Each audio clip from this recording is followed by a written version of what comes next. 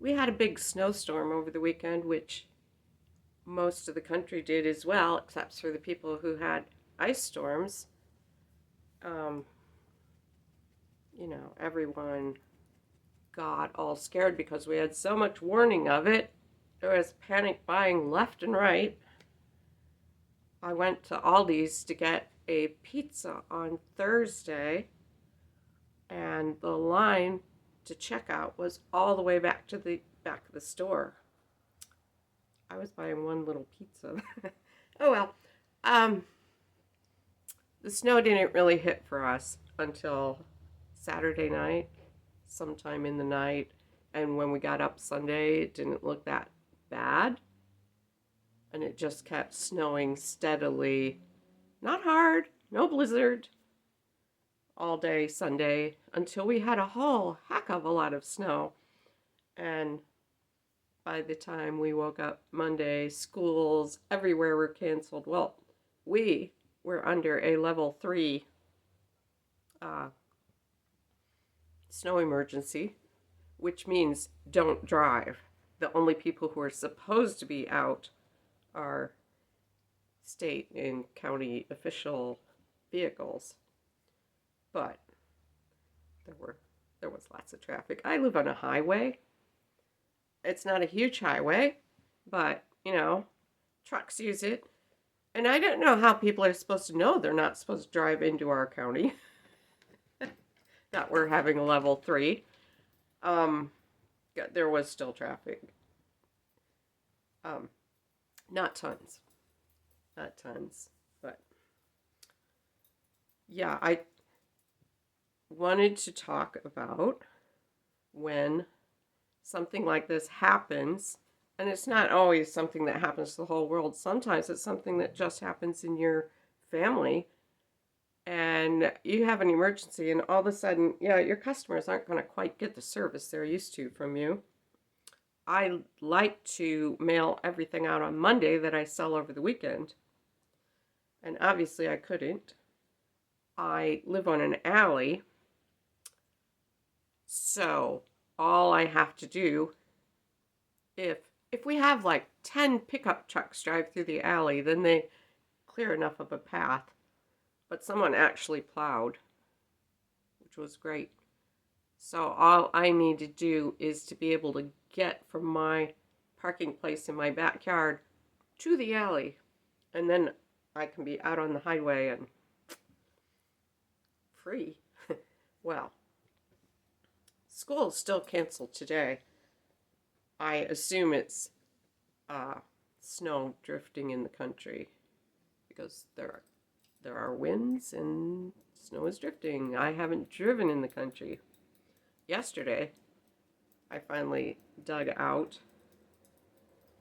Oh wait, I didn't do an introduction. Hi, I'm Cher, and I'm a musician, and I have 2 small businesses to support me because musician.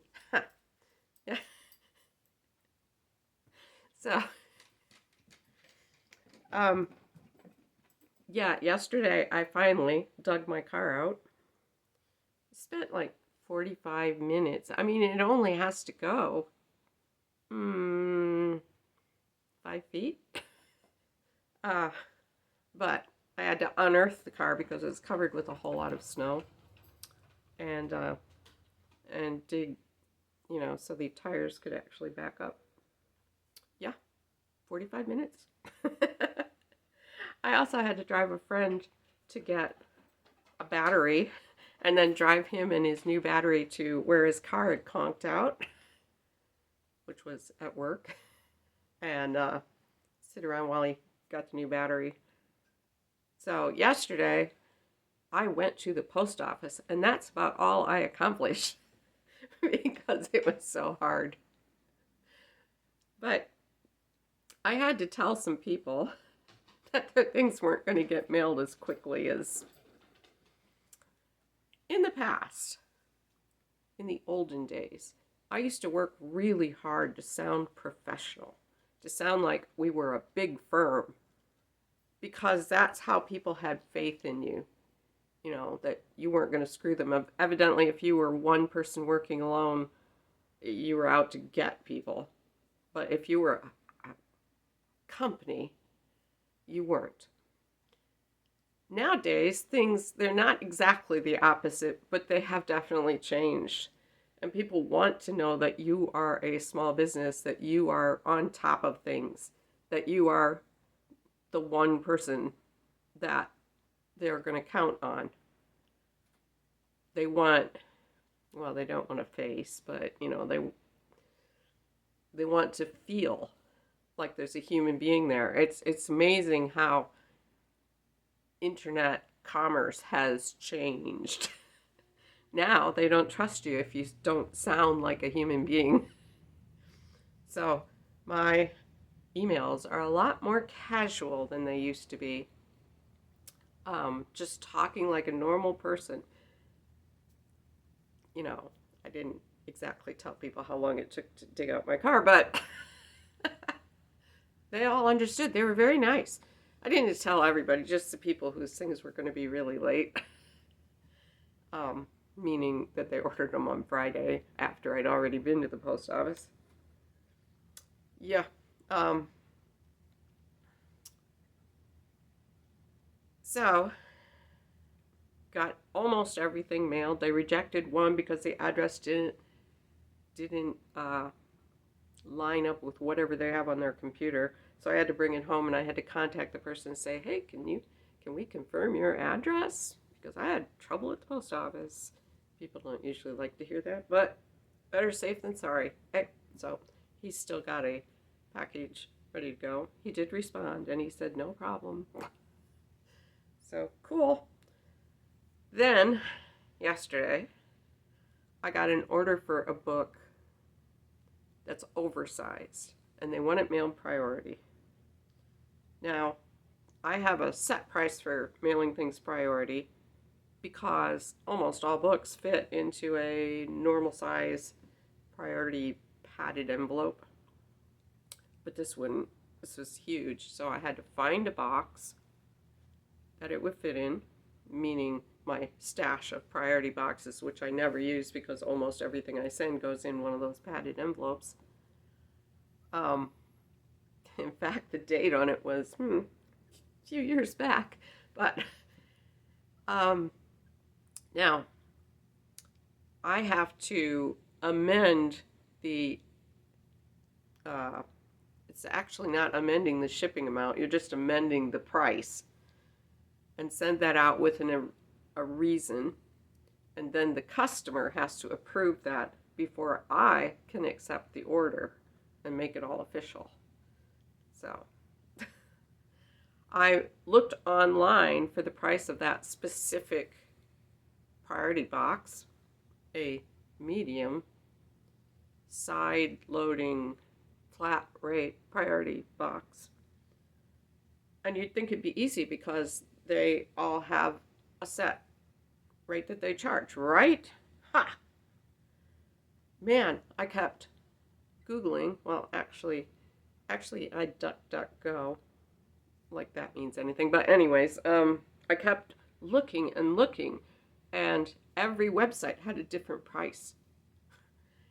The post office's site is so confusing. I couldn't get anything on. I kept ending up on the page where they wanted me to order that size of box, which I could order for free. But I don't need to. I never send books. Anyways, I finally had to call the post office. And the lady sounded a little harried. And I explained, I have this box. I need to know how much it's going to cost to send. She had to go somewhere to find out. I got to sit there and listen to, the recordings selling me on the post office, which I already use all the time. The prices that I had gotten on websites ranged from $16.10, which would have been fine, to $33 and something. I didn't write it down. We are trusting my memory here. Yeah, the actual price, $21.90. I upped it to $22. It's $21.90 something. Yeah. So then I had to enter that in, send the customer an email explaining, I probably explained in too much detail. They didn't need to know about my search for the proper price and my phone call to the post office, but I told them anyways. They didn't email back, but they did accept the orders. So I have I have two, because I have the guy who I got his address confirmed, and then I have the priority thing. I don't think I'm going out today. Going out yesterday was tomorrow. We'll go out tomorrow. We will mail those things.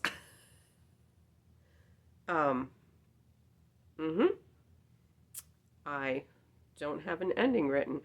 I told myself I should always have a beginning and an end, and a title, which I don't have, and a thumbnail, which I don't have. So you can see how prepared I am. I guess that's from days and days of not talking to you. So we'll just end it here with a lovely song, whether you like it or not. I haven't kept track of what songs I've done, so I leaf through and it's like, did I do that one? I don't know. So I found one I know I haven't done, because I haven't done it in a long, long time. I haven't done it in so long that when I tried to do it with my abbreviated notes, which I use for when we play out, I couldn't remember the words, so I had to dig out the words, which are messy.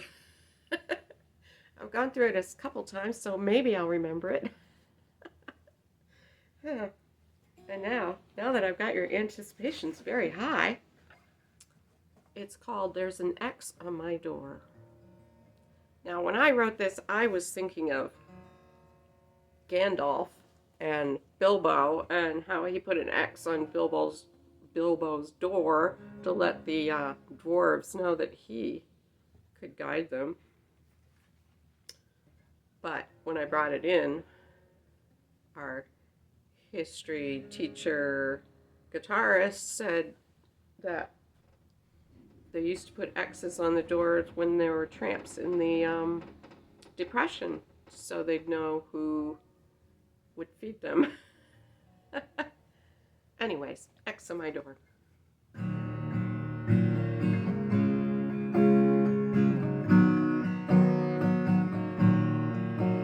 There's a dream-stained promise on your lips, a trail of corpses follow behind. There's one born every minute and you got me pegged. The streets are littered with pieces of my broken heart. It's a wonder that I've got any heart left at all. There's an X on my door, don't you know it? Yeah, there's an X on my door. There's an X on my door, don't you see it? There's an X on my door. This is where the guitar solo goes. We don't have one. There's a bloodstained promise in your heart, blossoming into weird twisted roses that you lay at my feet. I've been around the block a time or two. You'd think I'd notice that they don't smell sweet. It's a wonder that I've got any heart left at all. There's an X on my door, don't you know it? There's an X on my door. There's an X on my door, don't you see it? Yeah, there's an X on my door. Another solo. There's a love-stained promise on the wind, yeah, and it's got my name on it. It says fool, that's my name, everyone knows it, yeah, except me. I just keep thinking one more time. Everything will work out this time. There's an X on my door, don't you know it? Yeah, there's an X on my door. There's an X on my door, don't you see it? Yeah, there's an X on my door. I could go on, but it'd just be saying the same words. So, thank you.